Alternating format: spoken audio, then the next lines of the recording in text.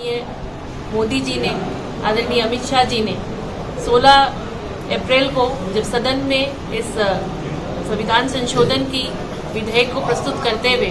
बात रखी तो इस देश की जनता ने देखा कि कैसी विपक्ष की महिला विरोधी सोच ने अब महिलाओं के विरोध में वोट करके इस बिल को गिराया। उसी के संबंध में आज हम लोगों ने प्रेस वार्ता करी है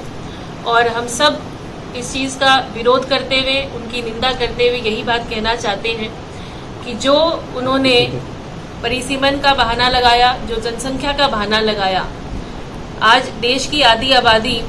ये समझती है, हम महिलाएं समझती हैं कि हमारे विरोध में हैं वो प्रियंका गांधी जी, डिम्पल यादव जी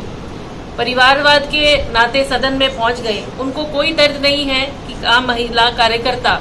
उस सदन में पहुंचे। उन्होंने विपक्ष में वोट करते हुए अपने महिला वर्ग के बारे में 1% भी नहीं सोचा और हमारे महिलाओं के हक के लिए उन्होंने विपक्ष में वोट किया। हम निंदा करते हुए यही कहते हैं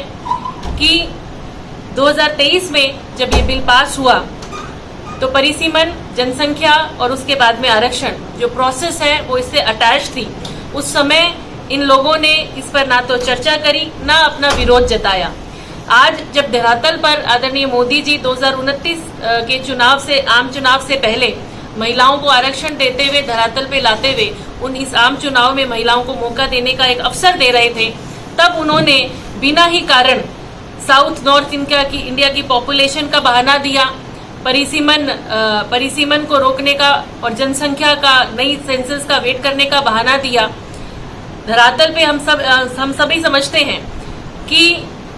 33% को लाने से पहले सिर्फ मोदी जी यही चाहते थे कि 2011 की सेंसस को लेते हुए हम परिसीमन की प्रक्रिया जल्द से जल्द पूर्ण करते हुए 33% आरक्षण महिलाओं को दें। जिस तरह से आप कह रहे हैं तो कांग्रेस भी आप लोगों को घेर रही है। आज भी पूरे राजस्थान में ही जो कांग्रेस इस तरह की प्रेस वार्ताएं कर रही है, कांग्रेस तो आप लोगों पर आरोप लगा रही है।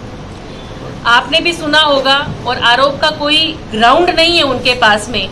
मैं वही आपसे शेयर कर रही थी कि 2023 में जब यह बिल पास हुआ, हम मेजॉरिटी में है, ये बिल पास हो गया। उस बिल के साथ में, उस प्रोसेस में ही ये अटैच था कि पहले जनसंख्या होगी, फिर परिसीमन होगा और फिर 33%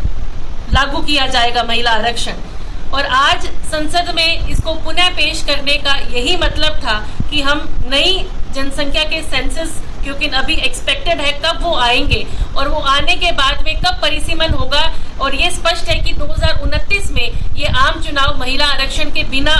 होता दिख रहा था। तब आदरणीय मोदी जी ने यह चर्चा का रखा और ये संशोधन चाहा कि हम 2011 का सेंसस लेते हुए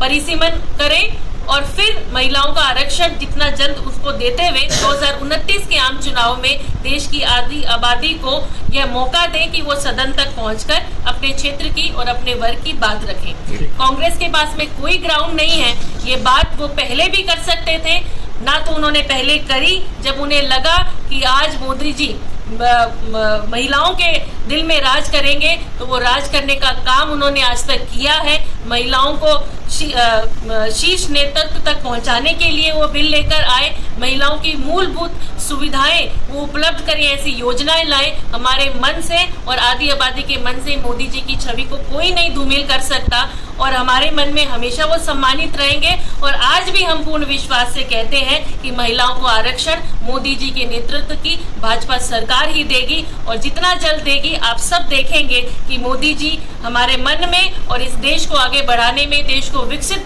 बनाने में महिलाओं की सहभागिता अवश्य रहेगी।